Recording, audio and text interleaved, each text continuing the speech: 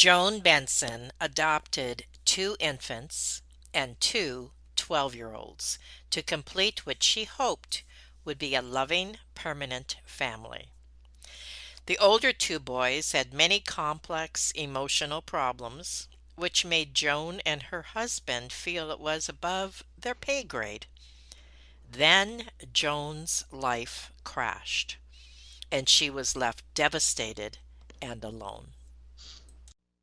Have you ever felt like giving up, quitting, throwing in the towel?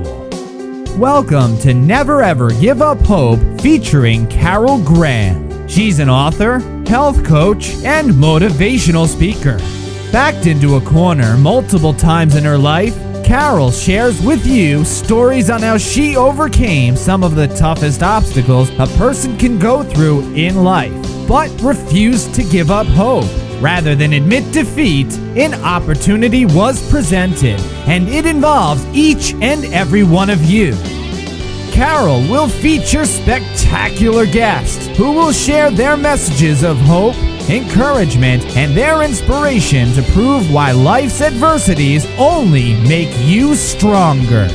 And now, welcoming the host of the show, here's Carol Graham.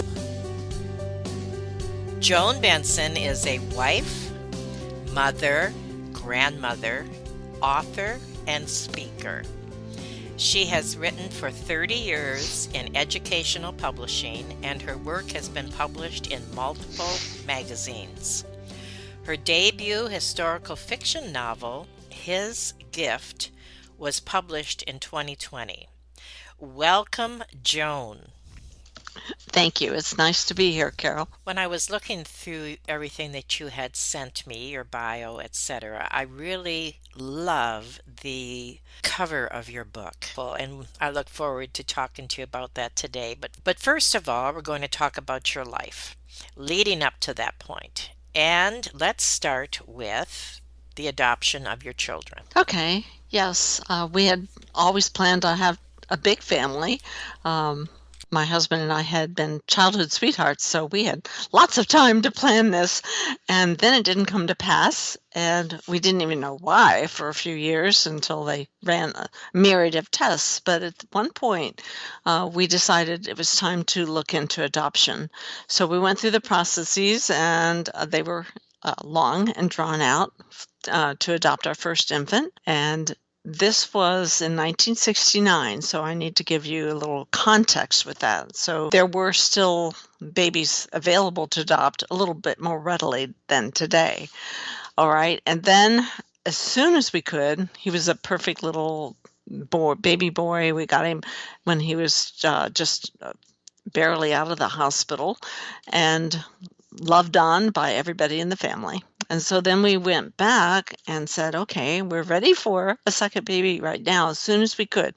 The adoption process was long and drawn out then. And by the time we were able to legally have him in our legally adopted, he was 18 months old.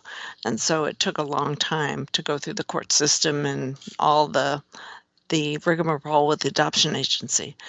By the time we adopted the second baby, there were some court cases coming up, and so that was fast-tracked a little bit. And so in 6 months, we had baby girl.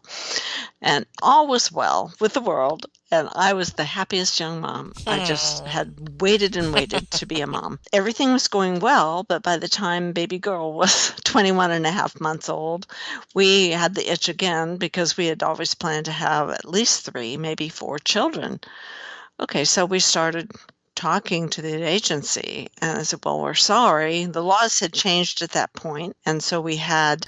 Excuse me, what year was that, the second time when you were trying? 1970. They told us that we had already adopted 2 beautiful, healthy babies, and so we weren't in line for another baby because Roe versus Wade had been passed and things were working out along those lines, and so there weren't as many people placing their babies for adoption. We started looking at what they called a hard-to-place list of children, and we fell in love with this description of a young boy who was 12.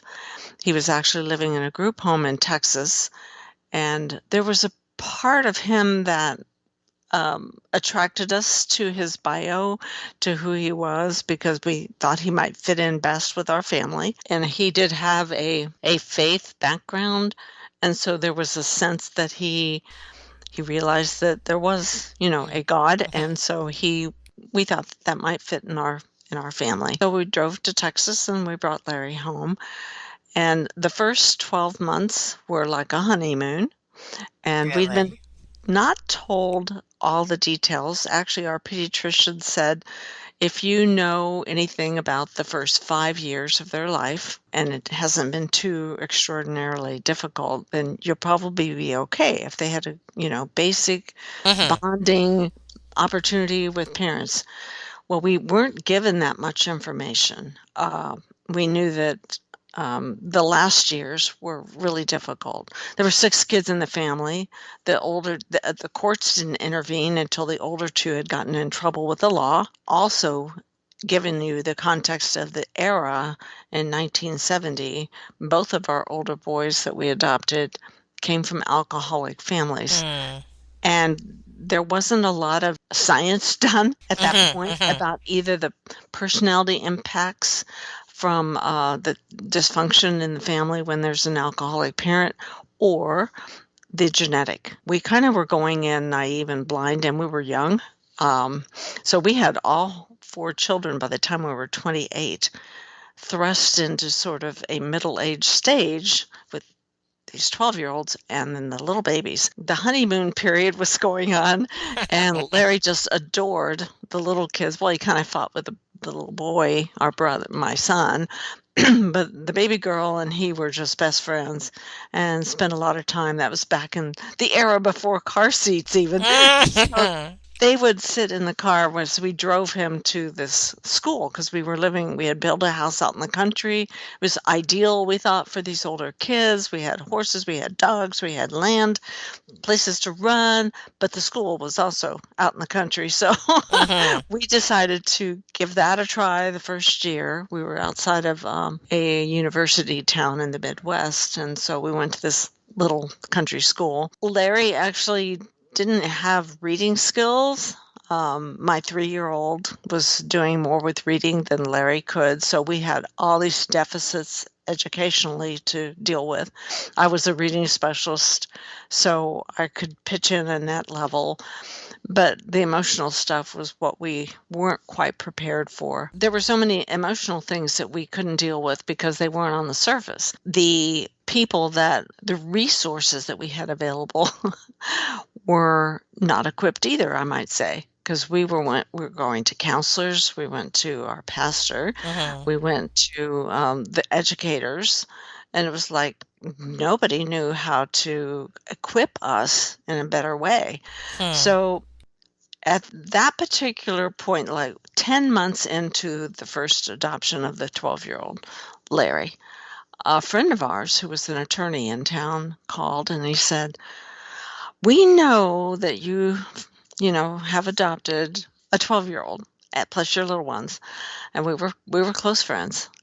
He said, "But I just had a family member come into my office and say he wanted this nephew out of his house by Friday." Oh, my word. And it was one of those crisis points. So my husband and we really had this inner feeling that we had been equipped, that we had been given the gifts of land, property, a beautiful Hmm. home. Hmm. My husband was a pilot for airlines. We had means, okay? I was a stay-at-home mom. It looked like everything Hmm. was in Hmm. place for us to just continue to do this as our gift to the world, if you will, our ministry, so to speak. Hmm. And so we prayed about it and we talked about it and we did it. So suddenly we have two 12-year-olds. And they were like night and day, Carol. They were so different. Their complexities and their issues were how they manifested life. The How old was the first, second one?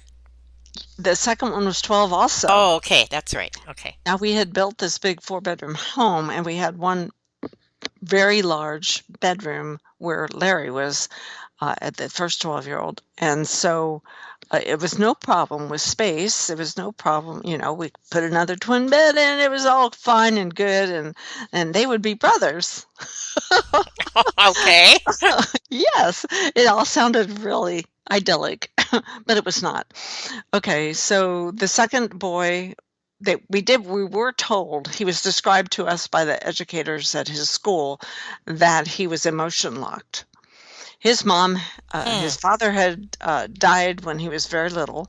His mother died in a motel room as they traveled from Texas up to both the boys came from Texas, oddly, and they were Hmm. driving up to this family that lived in my hometown in Lawrence, Kansas. He was left just in this motel room. Mother's gone. And Wow. so when he was placed in school in the neighborhood of the family, he did have an aunt and uncle and their children living in that same area. And they said, he didn't laugh, he didn't cry, he didn't show emotion at anything. So they just called it emotion lock. Once he got into our home environment, uh, he stopped being emotion locked, but he did handle things very differently. He did not push or confront. He had that the silent kind of conflict where he would ignore whatever it was he was supposed to be doing and not confront you about it. There's a title for that. But anyway, um, the passive aggressor versus the active one. Okay. So we Okay. had one that acted out. That was the first one. And then we had the one that was the passive aggressor. And so, um, as things went on into that first year when we had both boys, my husband was a pilot, as I mentioned, so he was gone quite a bit, and he was flying at that point to South America. So we had the blessing of having him, or the benefit of having him home a lot for continuous days, because he'd fly and be gone 4 or 5 days, and then he'd come home and be home for a week. So that was wonderful while they were not in school. Hmm. But they really needed a dad figure every day because they knew, or they didn't respect my authority, I guess you would say. I could look at them and say, okay, I understand that you just did this, this, and this. And they would look at me in the eyes and say, no, we didn't do this, and this. Their dad would come home from a trip, and I'd have this volume of stuff that I had recorded in a journal because it went from A to Z by the time he got back. And he would sit down with them, and he had a knack because he would say, okay, so I understand you did this, this, and this. And they would say, yeah, we did. I mean, it was like I couldn't figure out how that worked because when I did it, I just got lied to. And when he did it, it was all of a sudden, it was all the cards were on the table. And then we could deal with the issue. In the meantime, the little ones were quite attached, but my daughter, who was the youngest, became very fearful of Larry Mm. because of the acting out. He punched at me a few times, and things became unsettling, a bit Right. scary, Right. because we were living out in the country. So here I was, this 28-year-old mom, maybe I was 29 by that time, and dealing with the all this emotional baggage these kids had. We weren't professional. I had been a teacher, so I thought I knew lots about. I mean, studied Right. child Right. development, right? I studied child development, but I didn't have a clue how to deal with this. And so, anyway, we had a scared toddler. We had a little boy that was getting picked on because he was fun to pick on because they were boys too, and boys can be boys. Hmm. So it became very difficult. I can remember, Carol, we would get everybody all dressed up, which was a big deal, to go out to somewhere, whether it was Sunday morning or some other instance, and people would come up and smile and say, "Oh, what a beautiful Right. family. Right. You are so wonderful to have adopted all these children." And in the meantime, in the back of my head, I was thinking of all the trauma and conflict we'd Right. had Right. just getting everybody together and in the car and dressed. That happens in a normal family too, but this was like escalated 100 times. There was one moment when I can remember my pediatrician all those years ago saying, "Joan, as long as you're okay, the little ones will be okay." There came a time when I wasn't okay. I can remember we were all there. My husband was home at that moment, and we were sitting down to a dinner, the baggage of the day flowing through my head. And I can remember thinking, we were in this because we wanted to create a loving family and a Aw, secure environment right. for each and every one of these children. What have we done? Wow. I left the table, went upstairs in tears. I was broken. I just couldn't figure out how did it get to here, because it wasn't a loving, peaceful family anymore, and our little ones were being infected as well. My mother-in-law, very sweet woman, took all four. And no, she didn't. She took the older boys because I took the little ones with me, and we visited a friend just to get me away for a few Hmm. days so I could clear my Some head. And therapy. yeah, I just needed a break because for me, I was sort of the battering ram. I think as soon as my husband would leave, walk out the door, I know the actor outer one uh, would start pushing buttons. I mean, he knew. Of course, it became a pattern for him. Yeah, Yes, it yeah. did. Well, we did have some assistance with some of the actual, the violent part. The part was becoming out of control with Larry. And at one point, he decided, after he had some intervention from a community resource, that he wanted to stay with us because it had gotten so bad we were thinking we were going to have to send him back to Texas because I couldn't cope in the impact. So at that point he did come back. I think at that point he was I guess 13, probably a year or two into our adoption of both of the boys. But he made a better effort, and we continued on down the road. There's more to that story. I could write books. I have not written books about my adoption, but I have shared You it. should. Absolutely. Yes, that's an intriguing story. We're going to take a quick break, and when we come back, we want to hear another part of this intriguing story about what happened in your marriage after all this. You do not want to miss part 2. Stay tuned. Carol Graham would like to show you the path from misery to miraculous triumph in her fast-paced memoir, Battered Hope. She relates her determination to succeed as someone who experienced one horrendous nightmare after another. Gang raped and left for dead, loss of a child, husband falsely imprisoned, and cancer. Nothing could break her tenacity or faith. No matter what you face, heartache, loss, suffering, or injustice, Carol will illustrate how she became a victor the same way you can. The secret is to never, ever give up hope. Order your copy at Amazon or batteredhope.blogspot.com. Well, Joan, I'm sitting on the edge of my seat as I listen and relate to many parts of the story that you have already shared. And I know that that is only one aspect of devastating things that you have gone through in your life.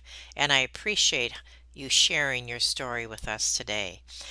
But there is something else that you need to share, and then we're going to talk about your book and also how you coped through all of this pain.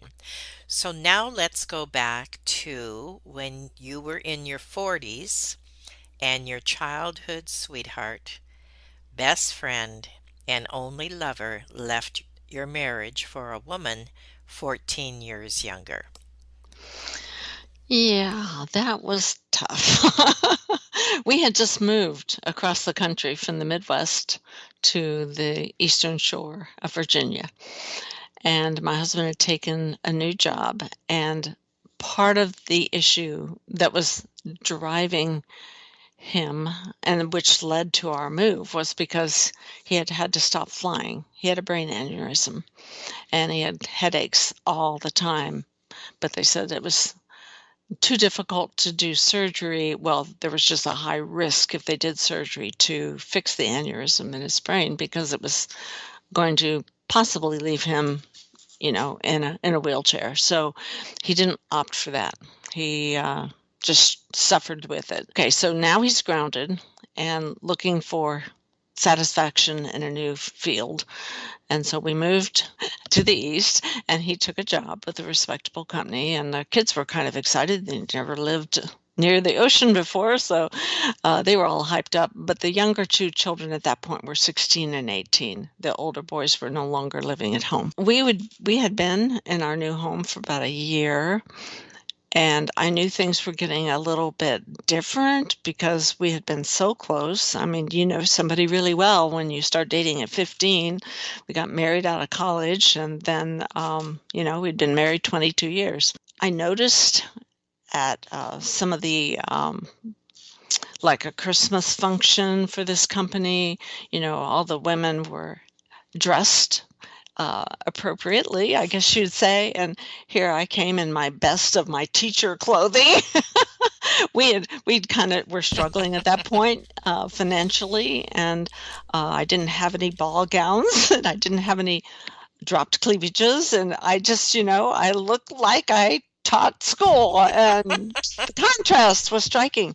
So, I was aware of these different types of women that he was hanging out with every single day at the water cooler. Mm. Okay, so at one point, his communication had really dropped.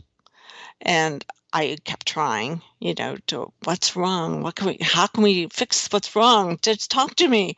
Well, the talking, he'd already checked out. I think that happens a lot in marriages Mm-hmm. when people are splitting up like that. One has already made a decision, and so the communication closes off. The other one's trying to figure out what the heck is going on. Mm-hmm. And so they're saying, let's go to counseling. Let's do anything. I was not willing to give up this relationship. This guy was the only person I had ever loved in my whole life. All of a sudden, I hear that he's leaving his company in that job, and he's going to start his own with the help of a client. So it turned out that this young woman was going to be his secretary. And so I went over to the office one night, and he was working to get things set up in the new office. I noticed he'd just pulled out. Again, I was teaching, but school was about out, and I'd gone over to see if there was anything I could do to help. And he drove away, and I noticed, oh my, there's two people in that car. What's up? Hmm. So then we came to the confrontation when he came home. He didn't defend himself. He didn't say anything. He just went upstairs and got a few clothes and walked out the door. Wow. Yeah, it was a wow. I don't know how to explain how deeply that hurt, Right. and especially when I found out that she was 14 years younger and a size 2. Oh.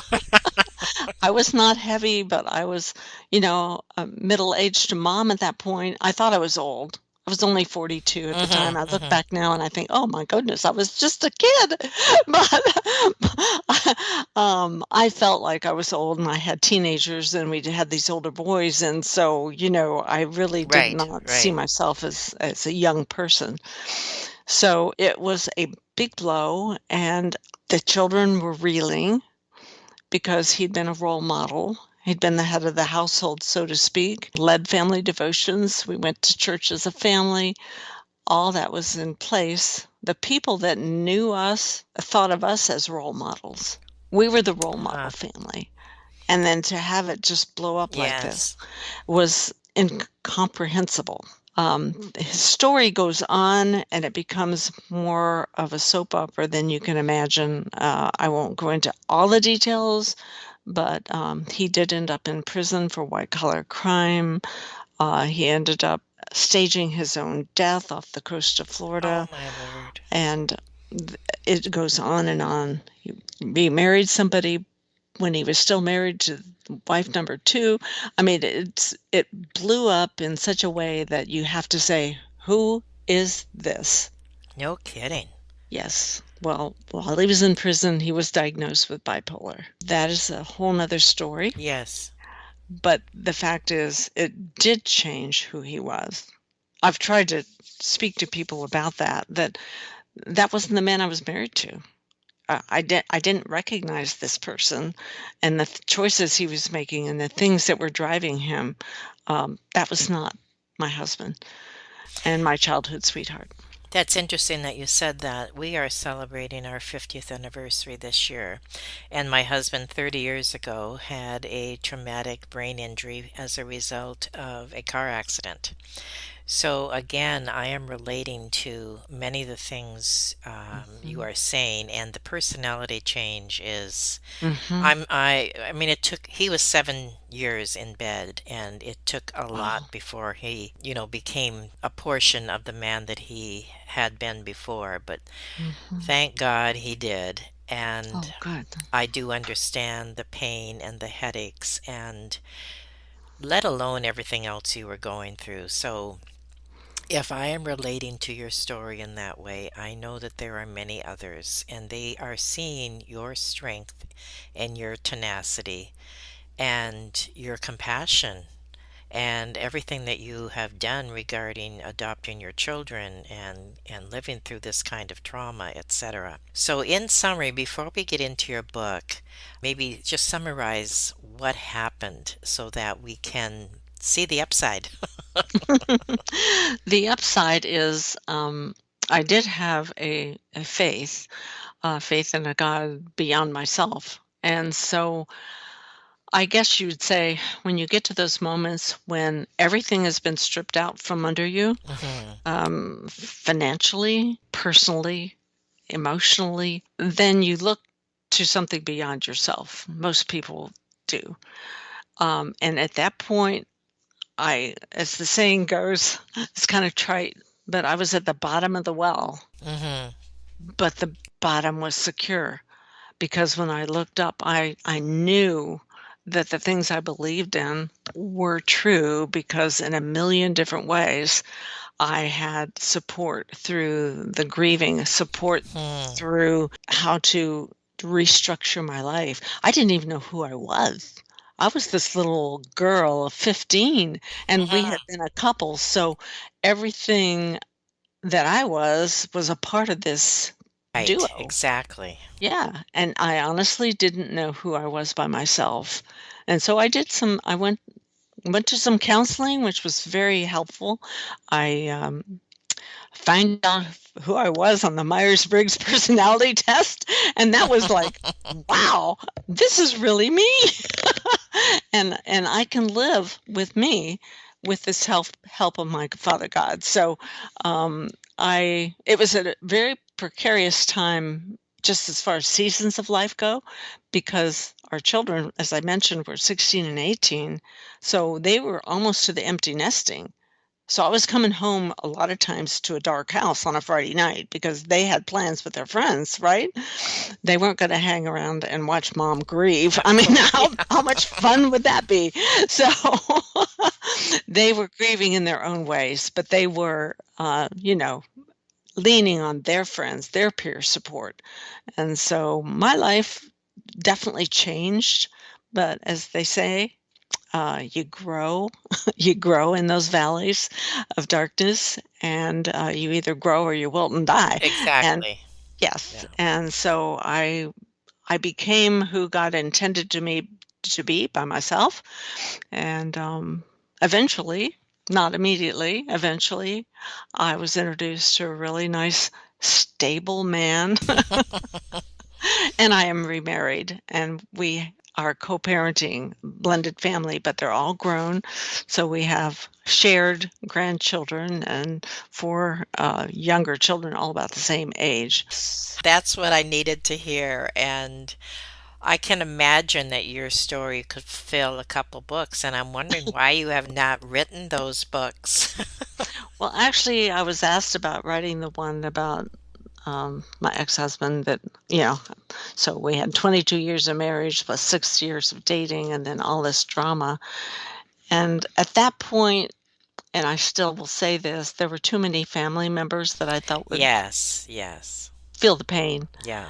And his parents being one, they were like parents to me. I mean, I was 15 at the time and they just Yes. had me in their home, Hmm. so I they were second understand. pair of parents. Yeah. I have not written that story. I could fictionalize it. Yes, And that's true. Well, certainly, tell us yeah. about the book that you did write.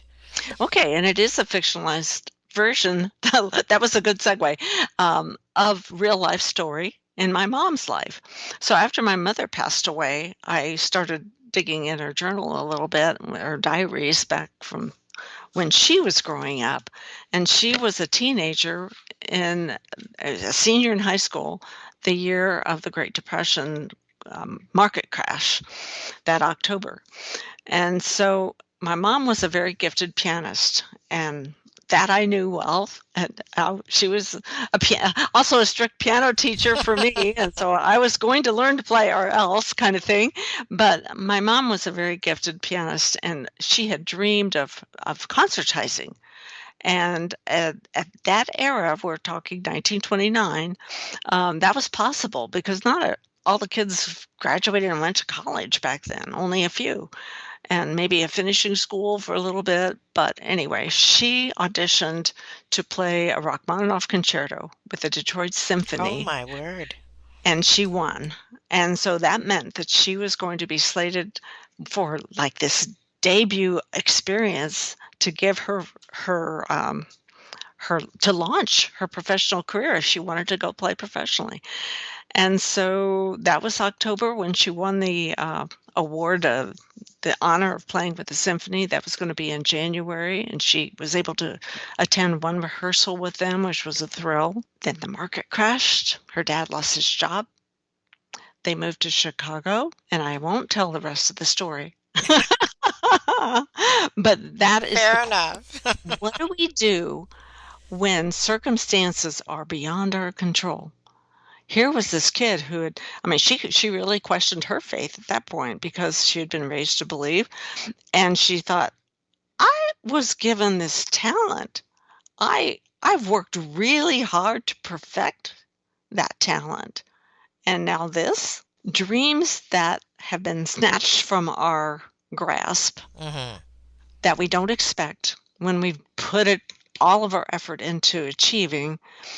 Boy, that's a universal crisis. What do we do with that?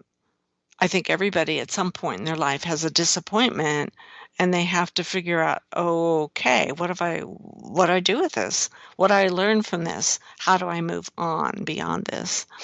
So if you read the story, the book, there is also an epilogue that I think you will find meaningful Okay.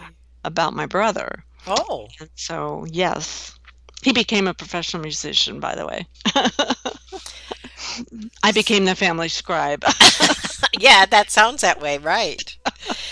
All right. Well, now in summary, I mean, we could talk another hour very, very easily, I am sure. Your story is intriguing too, as that's an understatement. So, in summary, for those who are listening and for those who related in different things that you said, what would you like to say to them? There is always hope. There's always hope. And I don't mean just hope in yourself. I think we have to look at what's bigger than us and the creator of the universe. And I believe that there will be a way made through the darkness. When you go through the valley, I believe that God will be with you. And that's one of my biggest takeaways. No matter what happened, I had that assurance that God was with me, and it made a million miles of difference. I couldn't have done it by myself. That is wonderful, and I love the way you put that. A way made through the darkness, because sometimes that's all we can see is the darkness, but God makes a way.